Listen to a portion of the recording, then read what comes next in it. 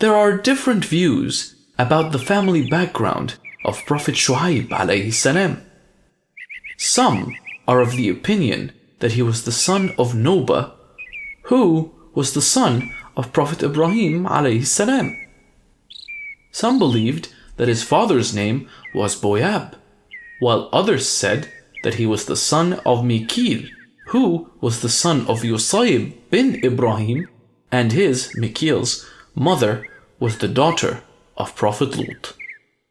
Some said that Shuaib's name was Shirun, and he was the son of Saikun, or Anka, or Sabit, who belonged to Prophet Ibrahim's family, while others believe he does not belong to Prophet Ibrahim's family, but his father had accepted Islam at the time of Prophet Ibrahim.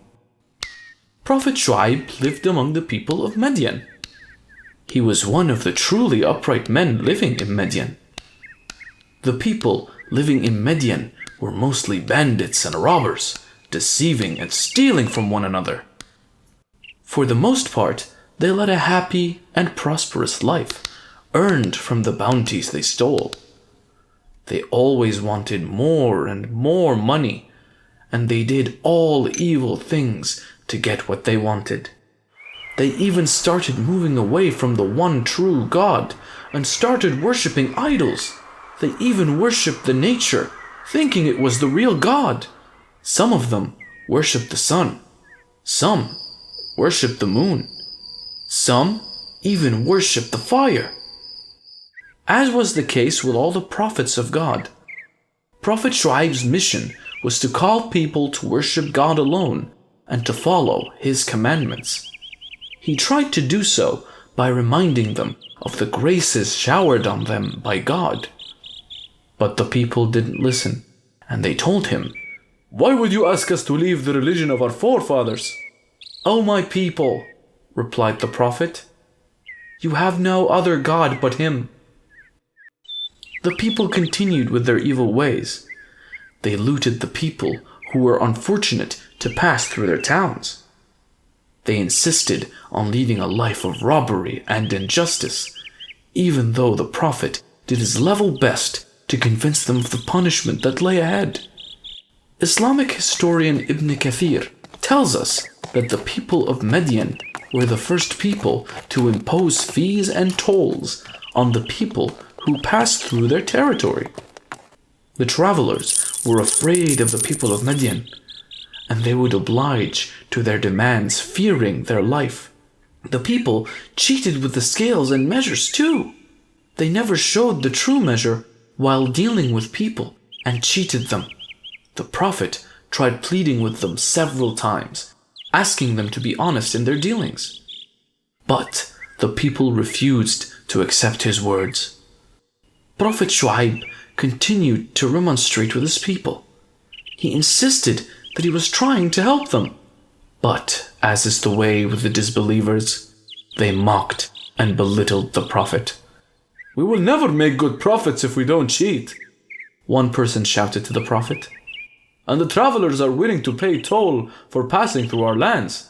Then why should we stop?" asked another.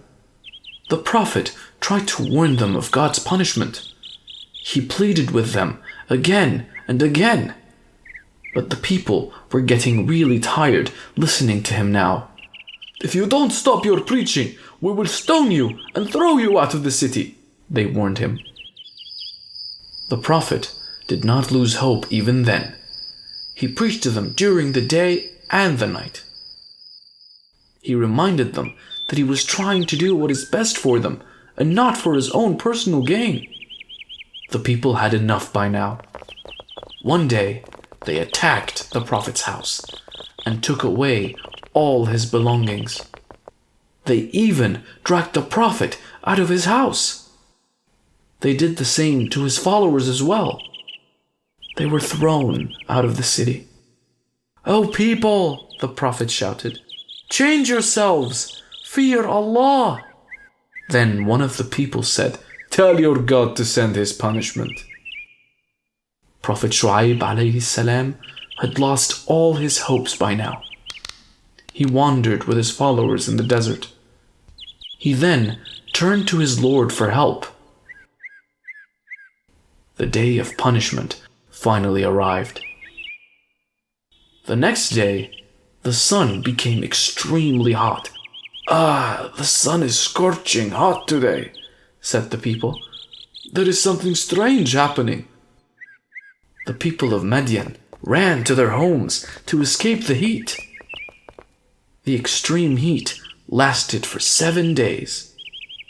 They tried to cool themselves with water, but the water evaporated quickly, leaving their skins exposed to the sun.